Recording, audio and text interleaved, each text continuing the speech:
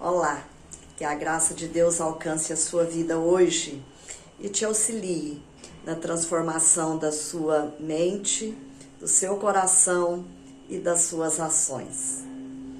Você é uma pessoa obstinada, inflexível, que sempre quer fazer as coisas do seu próprio jeito?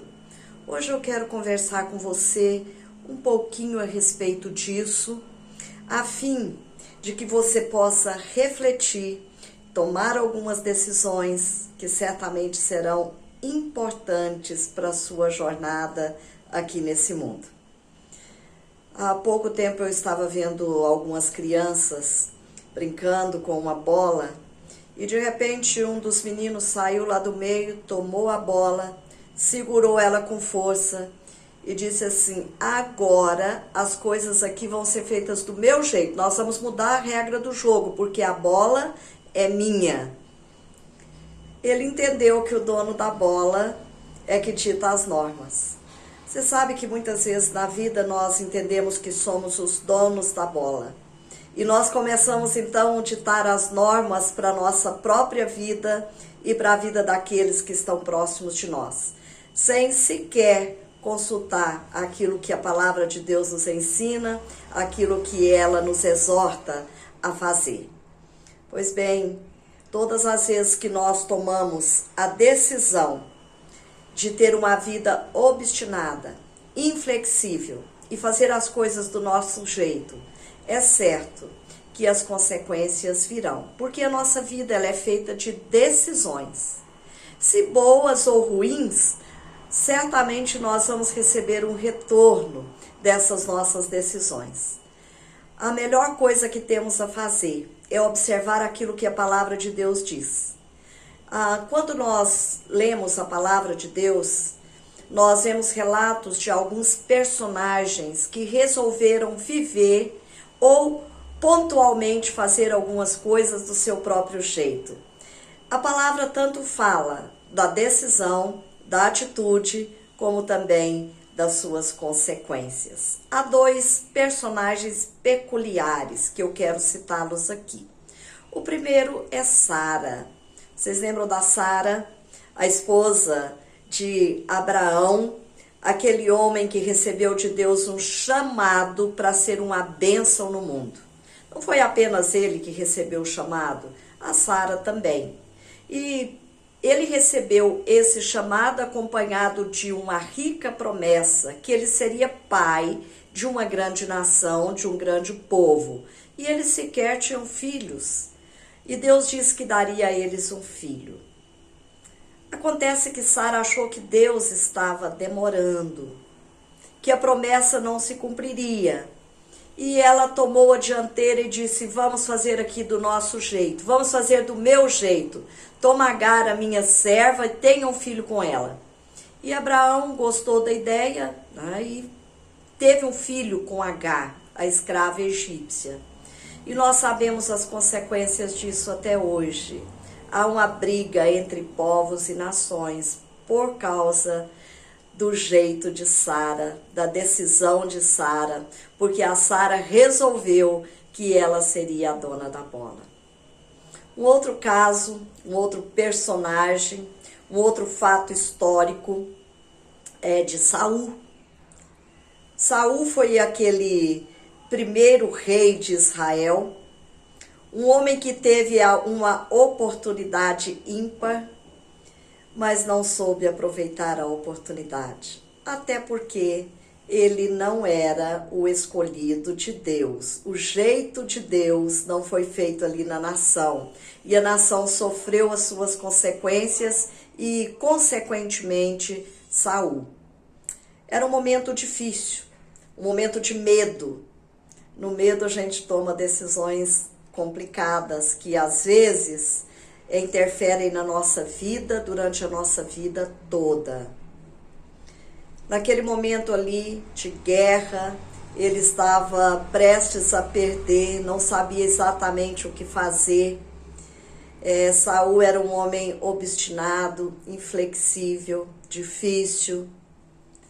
Ele toma a decisão de oferecer sacrifício que não era a tarefa dele. Era a tarefa de Samuel, mas ele achou que Samuel estava demorando para oferecer o sacrifício.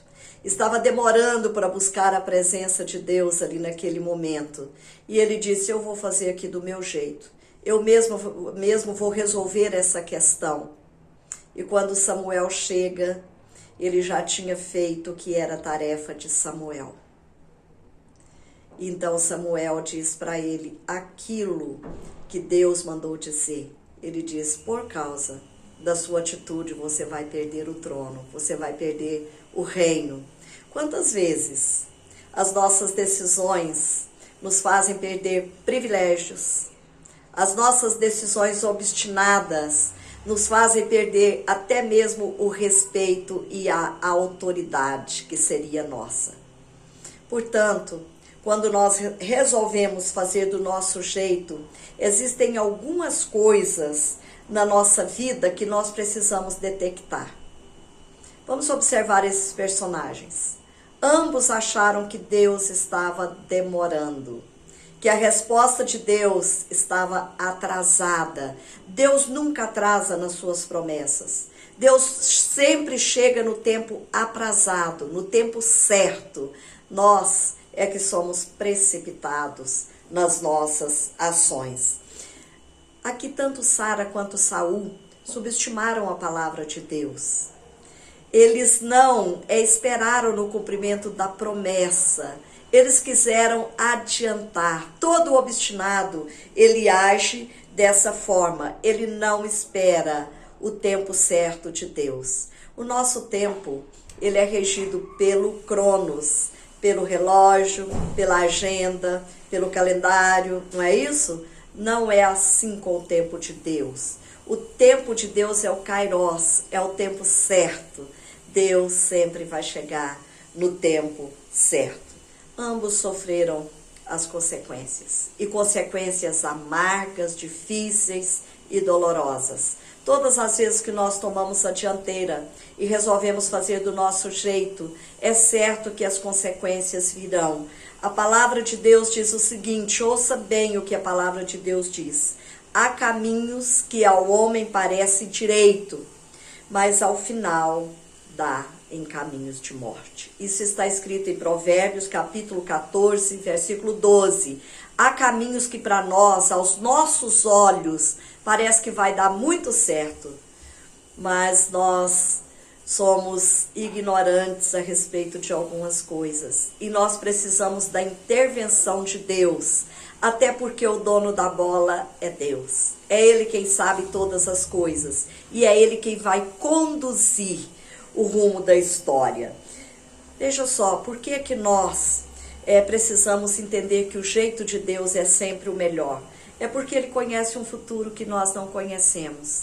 Ele tem um poder extraordinário de enxergar lá na frente. Ele sabe todas as coisas. Deus é onisciente e nós não. Nós só conhecemos aquelas circunstâncias que estão acontecendo no momento presente e assim mesmo de forma muito pálida. Nós só vemos aquilo que está bem diante dos nossos olhos e assim mesmo corremos o risco de ver errado, de enxergar errado, de entender a vida de um jeito equivocado. Portanto, o jeito de Deus é melhor, porque Ele sabe todas as coisas. Ele sabe o que está fazendo. Muitas vezes eu e você pensamos saber o que estamos fazendo, mas nós agimos movidos às vezes pela nossa própria ganância. Nós agimos movidos por raiva, por amargura. Às vezes nós temos uma sede de poder, como era o caso de Saul. E aí então nós sofremos as consequências de tudo isso, mas Deus sabe exatamente o que faz. Nós precisamos entender que os planos de Deus são mais altos do que os nossos planos. Os pensamentos de Deus são mais profundos do que os nossos. E a vontade de Deus para a nossa vida é muito melhor do que a nossa própria vontade. Eu quero convocar você hoje para deixar a bola nas mãos de Deus. para deixar a sua vida nas mãos de Deus e sossegar o seu coração, sabendo que o jeito dele é muito melhor do que o nosso, que ele tem decisões assertivas, acertadas, corretas para a nossa vida.